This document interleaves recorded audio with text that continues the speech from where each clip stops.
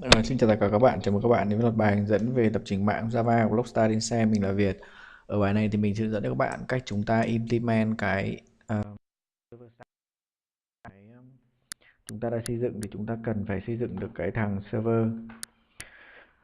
Thì chúng ta vào cái server RMI server, chúng ta tạo ra một class gọi là class mat ở đây. RMI.block để giống cái kia thì mình làm giống hệt thế này. Thì đầu tiên là cái gì? Chúng ta cần làm ba việc. Đầu tiên là extend từ cái thằng interface.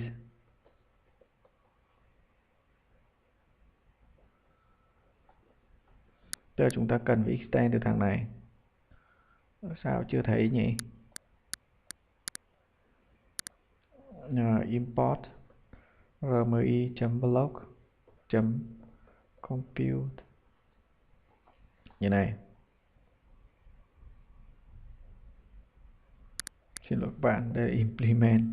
Thì xong chúng ta có, và chúng ta add implement đây, return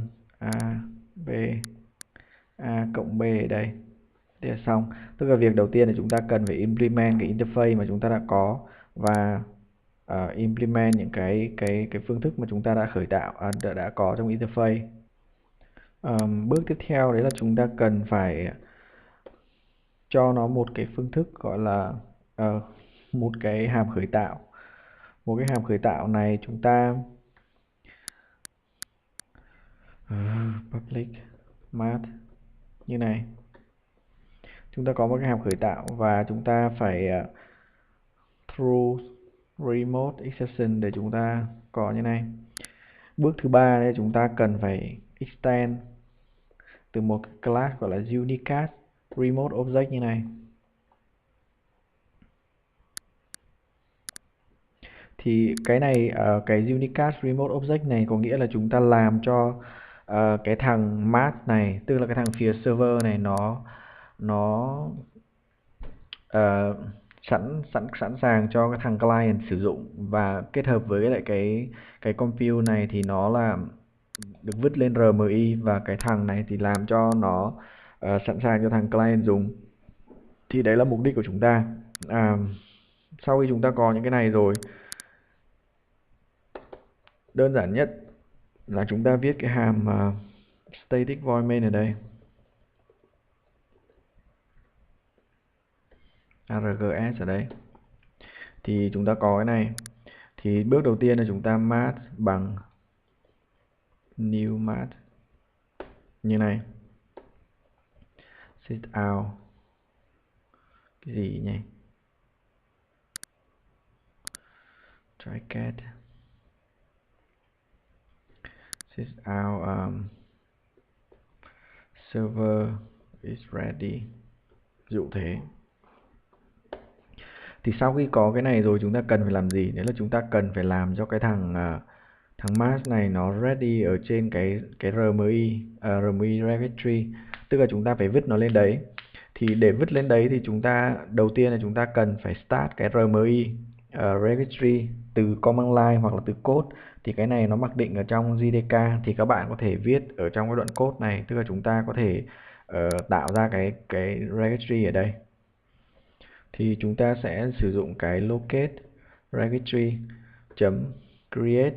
Thì create ở đây chúng ta có một cái tham số gọi là tham số port, thì chúng ta có thể tạo ra một cái port ở đây 1985 ví dụ này. Thì sau khi chúng ta có cái này rồi, chúng ta có thể get cái registry về bằng locate get registry, và chúng ta truyền tham số port vào đây. Mặc định nếu mà các bạn không có cái tham số này thì nó sẽ là cổng 1099, nếu mình nhớ không nhầm, 1099 đúng không? Tức là cổng mặc định của RMI. Thì sau khi cho cái này, chúng ta có cái này thì chúng ta registry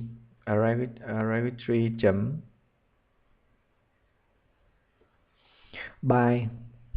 Thì ở by đây có cái gì? Đầu tiên là cái string này chính là cái ID của nó trên registry. Ví dụ chúng ta đặt nó là math chẳng hạn. Tiếp đến là remote thì chúng ta sẽ đặt nó là math ở đây. Yeah, xong. Xin lỗi các bạn. Thì như thế chúng ta đã xây dựng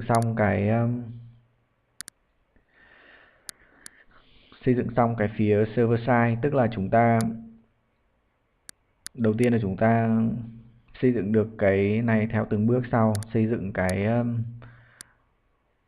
constructor với through remote exception, implement cái thằng compute, rồi implement các phương thức của nó, extend thằng unicast remote object. Extend này nó sẽ giúp cho cái việc là chúng ta có thể làm cho cái class server nó available trên cái registry.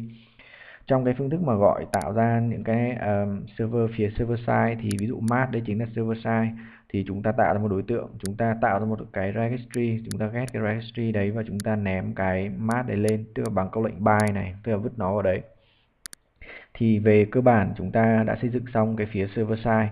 Thì phần tiếp theo mình sẽ hướng dẫn cho các bạn xây dựng phía client. Cảm ơn các bạn đã quan tâm theo dõi.